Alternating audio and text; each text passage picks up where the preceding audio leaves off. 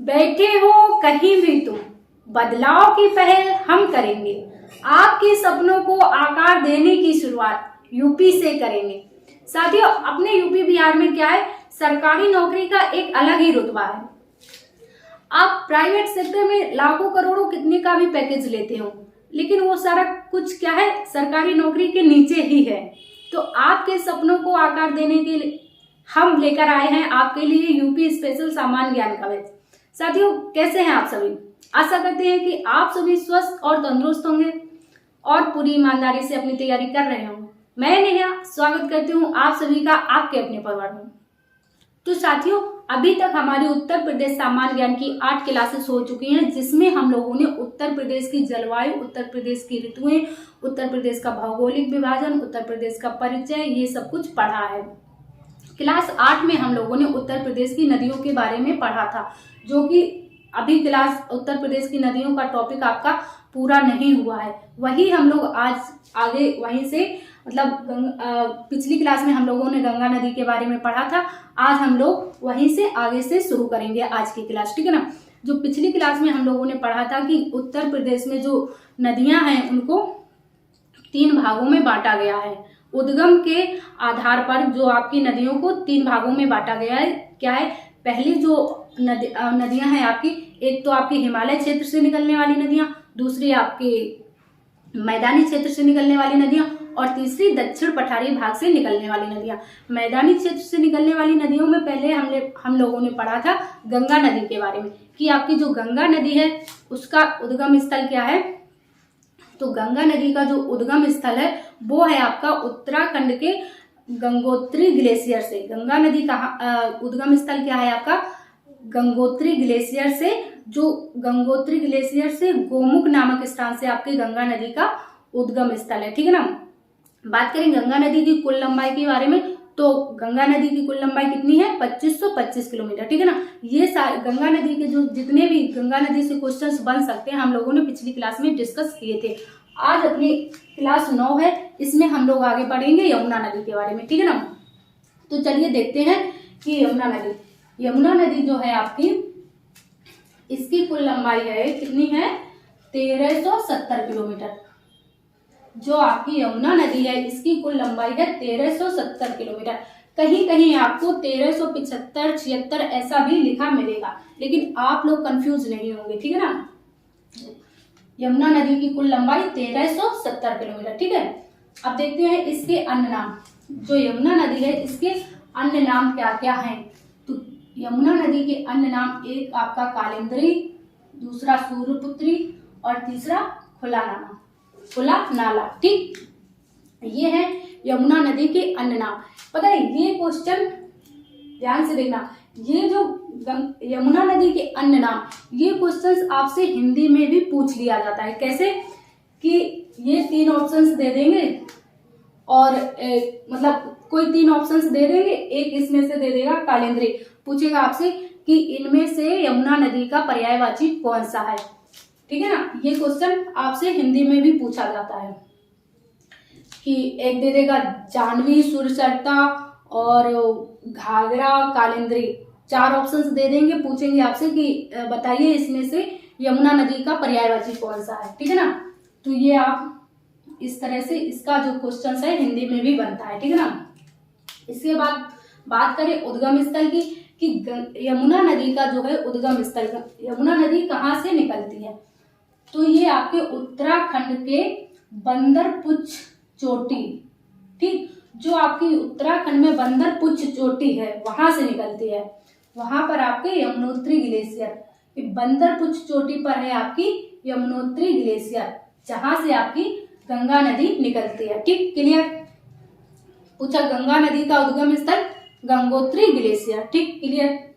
अब बात करें यूपी में प्रवेश कि यूपी में आपकी जो यमुना नदी है कहाँ से प्रवेश करती है, मतलब किस जिले से प्रवेश करती है, तब आप बताएंगे सहारनपुर से, ठीक, कि जो यूपी में आपकी यमुना नदी है वो सहारनपुर से प्रवेश करती है, ठीक। बात करें सहायक नदियां, क्वेश्चन बनेगा आपसे यमुना नदी की सहायक नदियां कौन कौन सी हैं। सहायक नदियां, चंबल है, एक आपकी सिंध है, बेतवा है और केन है। कौन कौन सी है यमुना नदी की सहायक नदियां? चंबल, सिंध, बेतवा, केन। ओके, क्लियर, ठीक। इसके बाद है आपका कि गंगा नदी के किनारे पर बसे प्रमुख शहर, ठीक। प्रमुख शहर कौन कौन से हैं जिनके बारे में आपसे पूछा जाता है, क्वेश्चन पूछ लिया जाता है कि मथुरा आपका किस नदी के तट पर स्थित है, किस नदी के किनारे पर स्थित है, ठीक। ऐसे क्वेश्चन बनता है। तो आपका मथुरा, मथुरा श्री कृष्ण की जन्मभूमि, ठीक। आगरा, यही कौन सा? ताजमहल वाला आगरा। दूसरा हो गया इटावा, इटावा आपका हमारा वाला इटावा, ठीक है ना। इसके बाद आपका कालपी, हमीरपुर, कौशाम्बी, बटेश्वर आदि और भी शहर हैं, ठीक है ना। जो ये प्रमुख शहर हैं यमुना नदी के किनारे पर स्थित, ठीक है ना। इसके बाद उत्तर प्रदेश के जिले, जिन जिन जिलों से, उत्तर प्रदेश के जिन जिलों से आपकी यमुना नदी होकर जाती है, तो कौन कौन से जिले हैं आपके? सहारनपुर, शामली। सबसे पहले सहारनपुर में आती है ना, सबसे पहले गंगा यमुना नदी जो है आपकी कहाँ आती है? सहारनपुर से ही तो उत्तर प्रदेश में आती है। सबसे पहले सहारनपुर में आएगी, फिर उसके बाद शामली, बागपत, गाजियाबाद, गौतम बुद्ध नगर, अलीगढ़, इटावा, औरैया, बांदा, हमीरपुर, फतेहपुर, प्रयागराज। इन सारे जिलों से होते हुए प्रयागराज में आपकी यमुना नदी से जो है गंगा नदी से यमुना नदी आपकी मिल जाती है, ठीक। कहाँ पर? प्रयागराज में, याद रखेंगे। बात करें, क्वेश्चन बनेगा आपका कि गंगा नदी की सबसे बड़ी सहायक नदी कौन सी है, तब आप बताएंगे यमुना नदी। जो यमुना नदी है आपकी, ये यमुना नदी है जो आपकी, ये गंगा नदी की सबसे बड़ी सहायक नदी है, ठीक है ना। और एक पॉइंट है आपका कि यमुना और चंबल मिलकर बीहड़ क्षेत्र का निर्माण करती हैं। जो गंगा नदी और यमुना नदी है, ये नदियां मिलकर बीहड़ क्षेत्र का निर्माण करती हैं। और ये बीहड़ क्षेत्र किधर होता है? इधर आपके इटावा और औरैया के साइड। बीहड़ मतलब समझते हैं ना, बीहड़ जहां पर डाकू रहते हैं। डाकू तो जानते ही होंगे, वो मेला फिल्म वाला गुज्जर, ठीक है ना। तो जो गंगा, क्वेश्चन बनेगा कि कौन सी नदियां बीहड़ क्षेत्र का निर्माण करते हैं, तो गंगा, यमुना और चंबल, ठीक है ना। यमुना और चंबल नदी मिलकर आपकी बीहड़ क्षेत्र का निर्माण करती हैं, ठीक। इसके बाद हम लोग देखेंगे रामगंगा नदी के बारे में। किसके बारे में? रामगंगा नदी के बारे में, ठीक। तो रामगंगा नदी के बारे में पढ़ेंगे। अब देखते हैं रामगंगा नदी की जो कुल लंबाई है कितनी है आपकी? लगभग 690 किलोमीटर। कितनी? लगभग 690 किलोमीटर आपकी रामगंगा नदी की लंबाई है, ठीक। उद्गम स्थल की बात करें तो गंगा नदी कहाँ से निकलती है आपकी? गंगा नदी निकलती है, वो है आपका जगह का नाम क्या है? दूधा तोली पर्वत श्रेणी। किस श्रेणी से? किस पर्वत श्रेणी से? दूधा तोली पर्वत श्रेणी, जो आपकी कुमायूं हिमालय में पड़ती है। कहाँ पर पड़ती है दूधा तोली पर्वत श्रेणी? कुमायूं हिमालय में। और अगर जिला पूछा जाए आपसे, उत्तराखंड का कौन सा जिला है, तो ये जिला है आपका पौड़ी गढ़वाल जिले में, ठीक। क्लियर। इसके बाद उत्तर प्रदेश में किस जिले से प्रवेश करती है? उत्तर प्रदेश में जो आपकी रामगंगा नदी है किस जिले से प्रवेश करती है? तो ये उत्तर प्रदेश में प्रवेश करती है आपकी कालागढ़ जिले से। कालागढ़ नामक जगह है जो कि आपके बिजनौर जिले में, ठीक है ना। कालागढ़ नामक जगह है जो कि आपके बिजनौर जिले में है, वहां से रामगंगा नदी आपकी उत्तर प्रदेश में प्रवेश करती है, ठीक। क्लियर। इसके बाद सहायक नदी की बात करें कि रामगंगा की सहायक नदी कौन सी है, तो वो है आपकी कोह नदी। कौन सी नदी है? कोह नदी जो है आपकी रामगंगा की सहायक नदी है। और रामगंगा किसकी सहायक नदी है? तो ये आपकी गंगा नदी की सहायक नदी है। कहाँ पर मिलती है रामगंगा? आपकी गंगा नदी से उत्तर प्रदेश में किस जगह पर मिलती है? तो आपके कन्नौज में गंगा नदी से मिल जाती है, ठीक। जो आपकी रामगंगा नदी है ये आपके उत्तर प्रदेश में कन्नौज जिले में आकर, कन्नौज में आकर गंगा से मिल जाती है, ठीक साथियों। इतना क्लियर? रामगंगा और यमुना नदी, ठीक, इतना क्लियर। इसको आप देख लीजिए, स्क्रीनशॉट ले लीजिए। साथियों अब हम लोग आगे पढ़ेंगे गोमती नदी के बारे में, ठीक है। गोमती नदी, घाघरा नदी और शारदा नदी के बारे में अब हम लोग आगे पढ़ेंगे, ठीक है। तो देखते हैं गोमती नदी के बारे में। बात करें यदि गोमती नदी की, तो गोमती नदी की कुल लंबाई जो है वो है कितनी है, गोमती नदी की कुल लंबाई है आपकी 900 किलोमीटर। कितनी लंबाई है आपकी, 900 किलोमीटर। और इसका जो उद्गम स्थल है, जो गोमती नदी का उद्गम स्थान है वो है फुल्लर झील। और ये फुल्लर झील कहाँ, उत्तर प्रदेश के आपके पीलीभीत जिले में। कहाँ पर, उत्तर प्रदेश के पीलीभीत जिले में आपके फुल्लर झील है, जहां से आपकी गोमती नदी का उद्गम होता है। ठीक है ना। इसकी गोमती नदी की सहायक नदियां कौन कौन सी हैं, तो गोमती नदी की जो सहायक नदी है सई नदी और चोहा नदी। कौन कौन सी सहायक नदी है गोमती नदी की, सई नदी और चोहा नदी। ठीक है ना। अब बात करें गोमती नदी के किनारे पर स्थित प्रमुख शहर, तो गोमती नदी के जो किनारे पर आपके प्रमुख शहर स्थित हैं कौन कौन से हैं, सबसे पहले आपका लखनऊ, उत्तर प्रदेश की राजधानी लखनऊ जो है आपका गोमती नदी के किनारे स्थित है। ये वाला क्वेश्चन बहुत ज्यादा बनता है कि आपका लखनऊ शहर किस नदी के किनारे है, तो लखनऊ शहर आपका गोमती नदी के किनारे पर स्थित। ठीक, इसके बाद जौनपुर, इसके बाद सुल्तानपुर, पीलीभीत, पीलीभीत से तो निकल ही रही है गोमती नदी। ठीक है ना। इसके बाद आपका सीतापुर, इसके बाद लखीमपुर खीरी आदि और भी शहर हैं जो आपके गोमती नदी के किनारे पर स्थित है। ये प्रमुख शहर हैं आपके। ठीक है ना। इसके बाद जो गोमती नदी क्या है आपकी, एक गाजीपुर के कैथी नामक जिले में यह गंगा से मिल जाती है। गोमती नदी क्या है आपकी, गंगा की सहायक नदी है। ठीक है ना।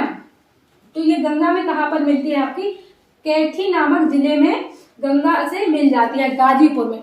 जब गंगा नदी आपके गाजीपुर से एग्जिट करती है ना, गाजीपुर के बाद आपकी गंगा नदी बिहार में चली जाती है, तो गाजीपुर के मतलब गाजीपुर में ही एक कैथी नामक जगह है जहां पर आपकी गोमती नदी गंगा नदी से मिल जाती है। ठीक, गोमती नदी के बारे में इतना क्लियर हो गया आपका। ठीक, इसके बाद हम लोग देखते हैं सरयू नदी।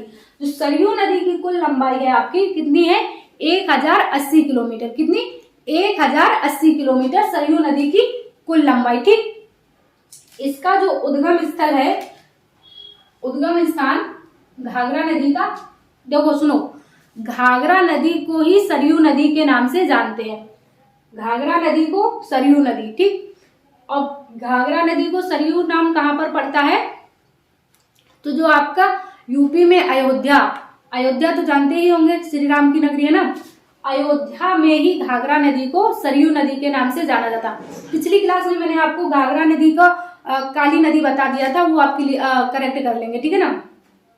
तो घाघरा नदी का ही दूसरा नाम है आपका सरयू नदी। ठीक, जिसकी कुल लंबाई है आपकी 1080 किलोमीटर। ठीक, इसका जो उद्गम स्थान है कहाँ पर है, मापचा चुंगो हिमनद। कहाँ पर आपका, ये जो जगह है आपकी कहाँ पड़ती है, तिब्बत में। कहाँ पर, तिब्बत। ठीक, अब तिब्बत और चीन वालों से आप क्या ही अपेक्षा करेंगे कि इनके नाम ठीक ठाक होंगे, ऐसे ही होंगे। देख लो, मापचा चुंगो, चुंगो पुंगो नुंगो पुंगो, ऐसे ही नाम होते हैं ना चीन में। ठीक, तो जो आपका घाघरा नदी का उद्गम स्थान है कहाँ है आपका, मापचा चुंगो हिमनद। कहाँ पर ये जगह पड़ती है आपकी, मापचा चुंगो ग्लेशियर, तिब्बत में। ठीक है ना, क्लियर। घाघरा नदी की जो सहायक नदियां हैं वो देख लीजिए। घाघरा नदी की आपकी सहायक नदी है शारदा नदी और राप्ती नदी। ठीक, सहायक नदियां शारदा और राप्ती नदी। ठीक, क्लियर। इसके बाद जो आपकी घाघरा नदी है इसको नेपाल में कर्णाली के नाम से जाना जाता है। किस नाम से जाना जाता है आपका, नेपाल में शारदा नदी को ही कर्णाली नाम से जाना जाता है। ठीक, क्वेश्चन बनेगा कि नेपाल में घाघरा नदी को किस नाम से जाना जाता है, तब कर्णाली नाम से। ठीक है ना। और जो ये घाघरा नदी है आपकी, ये 3 देशों में बहती है आपकी, तिब्बत, नेपाल और भारत। चीन, नेपाल, भारत, 3 देशों में। अब तिब्बत और चीन में कंफ्यूज नहीं होंगे, क्योंकि जो तिब्बत है उस पर बहुत सालों से चीन का ही कब्जा है। ठीक है ना। तो जो तिब्बत है ये चीन का ही हिस्सा है। ठीक, तिब्बत, नेपाल, भारत। ठीक, क्लियर। इसके बाद हम लोग पढ़ेंगे शारदा नदी। शारदा नदी का दूसरा नाम काली नदी। ठीक, शारदा नदी को ही काली नदी कहते हैं। ठीक, बात करें शारदा नदी की कुल लंबाई की तो 360 किलोमीटर। कितनी है शारदा नदी की कुल लंबाई, कितनी है आपकी, 360 किलोमीटर। ठीक, इसके अन्य नाम क्या क्या है शारदा नदी के? एक काली नदी और गौरी नदी। पिछली क्लास में मैंने गलती से आपको घाघरा नदी का दूसरा नाम काली नदी बता दिया था, उसको आप सही कर लेंगे, ठीक है ना। तो इसका जो शारदा नदी के अन्य नाम है काली नदी और गौरी नदी, ठीक। इसका उद्गम स्थान कहाँ पर है आपकी? ये जो शारदा नदी है कहाँ से निकलती है? ये निकलती है आपकी मिलाप ग्लेशियर जो कि नेपाल में है। कहाँ से? मिलाप ग्लेशियर, और ये जगह कहाँ पड़ती है आपकी? नेपाल में, ठीक। बात करें उत्तर प्रदेश में ये कहाँ से प्रवेश करती है जो आपकी शारदा नदी है? तो उत्तर प्रदेश में आपके पीलीभीत जिले से, पीलीभीत जिले से उत्तर प्रदेश में शारदा नदी आपकी प्रवेश करती है, जो सीतापुर में घाघरा से मिल जाती है।